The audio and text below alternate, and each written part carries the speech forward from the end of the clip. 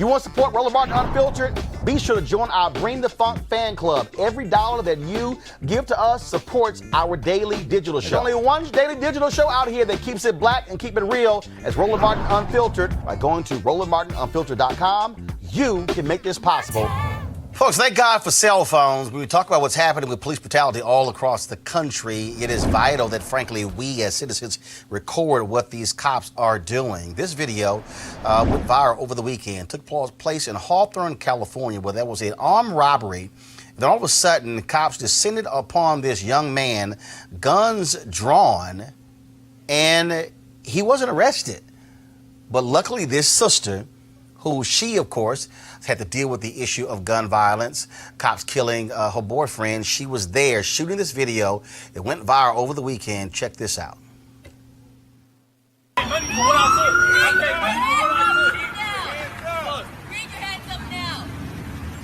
We are on the corner of Prairie and El Segundo, and they have their guns drawn on this young black man right here. Why are your guns pulled on this young man? I ain't got no weapons. He has no weapons on him. We live right now. We are so live. What's your name? Make sure you add. Them people up here, they attacked you. What's at the gas station, they attacked you. What's your name? What's your name? Make sure you add that. What's your My name is William. last name, William? What you loaded for? I ain't doing shit. I have no weapons. Y'all gonna kill an unarmed black man? Are you gonna shoot him? Are you gonna shoot him? What? Okay, relax, baby. Relax. Relax, because they will shoot you. They killed my boyfriend in 2015. Yes, he was killed by the police. You're gonna shoot me too, right? For filming, right? We live. Look at that big ass gun she got on this man with no weapon.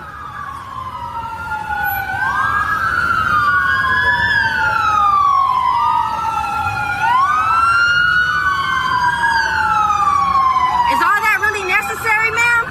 I'm sorry. I just need to know. Is all the guns drawn on him necessary? Excuse me, Mr. Officer. My name is Sky Hosey. My boyfriend name was Leroy Browning, and he was killed December 15th at a Taco Bell. This is crazy to me. Look, my car is right there. I was getting gas. I don't understand why y'all got guns drawn on him right now. Are y'all about to kill this man? Like, look at these big ass guns they got on this man right now. Look at this baby. Look at this baby. You're going to stand up and walk slowly to the sound of my voice. Do it now. Can y'all just put your guns away and somebody get them? Sound of my voice. My name is William, not suspect. Don't move. Don't move. Please don't move. Can somebody just come get him? Can somebody put your guns down and get him, please? Don't resist him, okay?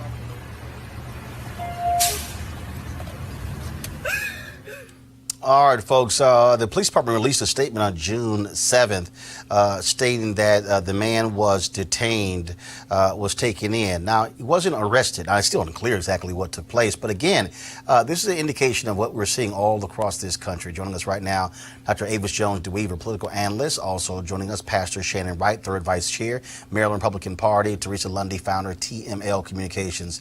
Avis, you see this sister here, pleading with him. Yeah. And again, according to the police, he loosely matched the description. The problem there for us is loosely could get us killed. Absolutely. Mm-hmm. I mean, that's always the excuse, right? And what she did was save this man's life. We saw her save this man's life. She did several things that were absolutely critical. First of all, she announced to them that she was videoing live. She told them it was on Instagram live. It's live. Then she kept sort of challenging them in terms of all of them pointing their guns and their firepower at him, an unarmed person. She kept repeating that. And then finally, when she said, don't move, after he was at first told to stand up, that right there really saved his life, because all we need is one person to say, he's reaching, he's moving. And when one person starts shooting, they would all start shooting. This sister saved this man's life, but he shouldn't have been put in that position in the first place. The issue, Shannon, I think for African Americans is, again, you see the video, pull it up, please, drop the audio, but just pull the video up.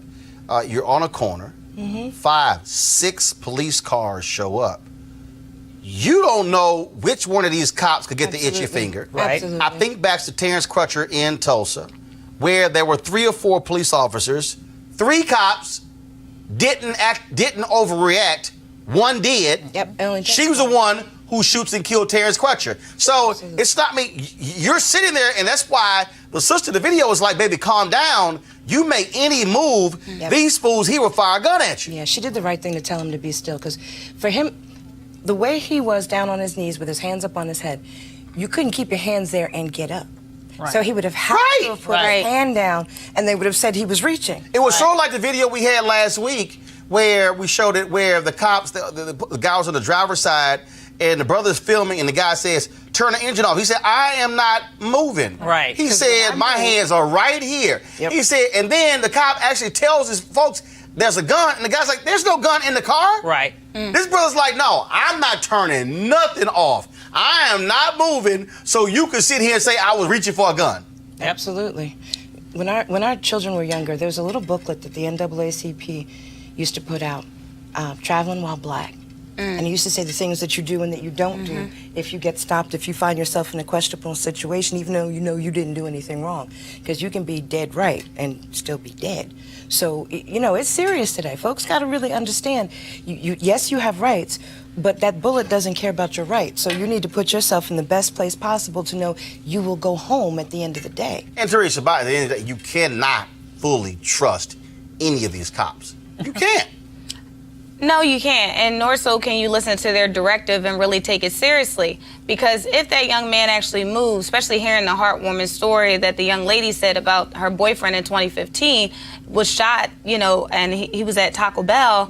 I mean, she's speaking from experience. You heard it in her voice. You heard the anxiety. So she's like, something happened that went wrong with her boyfriend. Right. And if she wasn't getting gassed across the street, who knows exactly what would have happened to that man in that moment. And so when we can't trust cops, when we can't trust the people who are sent to protect and serve and who are supposed to be our saviors in communities at large, of which they keep calling and ask us to donate to, it puts the public in a real not at ease, even though they're trying to, I believe, diversify as much, but they're not putting more of us on the street, nor are they also giving us more training. So again, I think this is not only a national discussion, but definitely local precincts need to do better, and they need to do probably have at least more consequences for these officers. Well, I just think that, again, when you're in that situation, what is happening for us,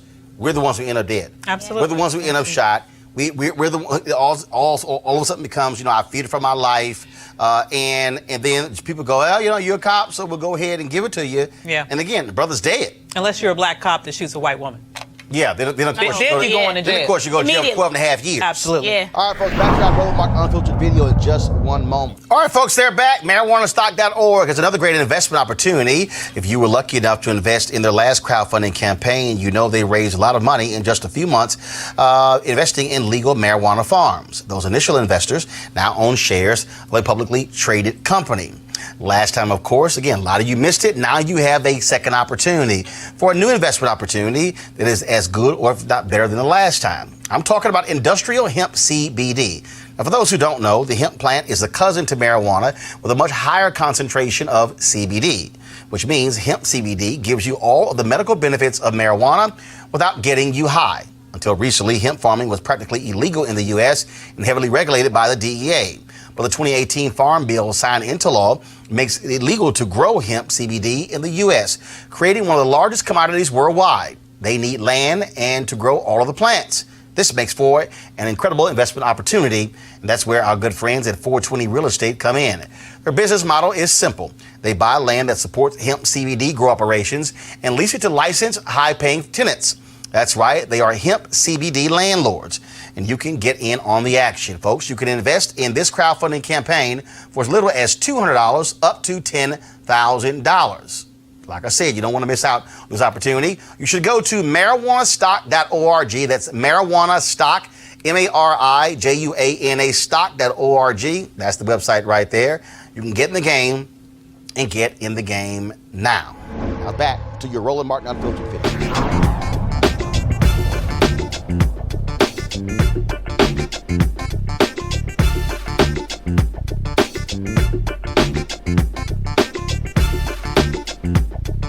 Peace.